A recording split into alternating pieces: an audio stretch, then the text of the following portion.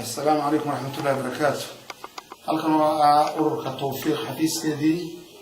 ururka tawfiiq la xafiiska uu leeyahay oo maartay ururka shaqeeya dadka dhibaataysan iyo waxyaabaha uu ka gaara wadayna hiba wacali wadayna dadkaysan hiba wacali la yiraahdo oo xanuunkaasi ilaahay ka dulqaaday oo hayo wajiga ka dhacay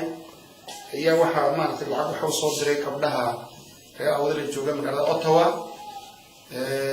bulshada sarka joogta oo ay maartay shaqo gabdhaha u badan ama gabdhaha ayna wakiil ka tahay oo magaca ayaa lacagta ku soo dirtay Ifraaq Usmaan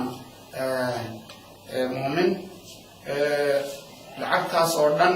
$1,219 anigoo Sheekh Xasana oo soo wakiisheen waxaan ku wareejinayaa gabadha yar iyo cidii ka mas'uulahayd lacagtaas يقول الجنين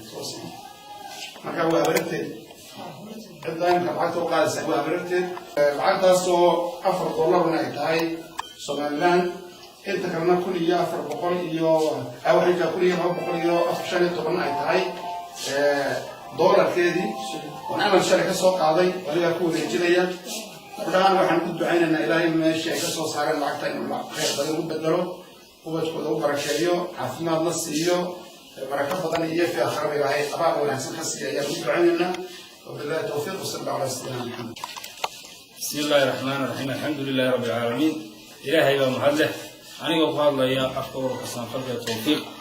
وحنا كان محل الله نقول جديني هو إلهي ومحله مرلبات وحنا كان محل جديني أبلها ولا الله يا محسنين تاع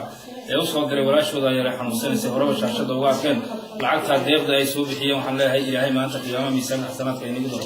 halkii aad soo saarteen ilaahay bedel khayr qabo Allah inaga siiyo ayaan leeyahay insha Allah waxaan leeyahay walaashayda yar xanuunsanaysa ee da'da yar lana ilaahay caafimaad saraacana ilaahay siiyo ayaan leeyahay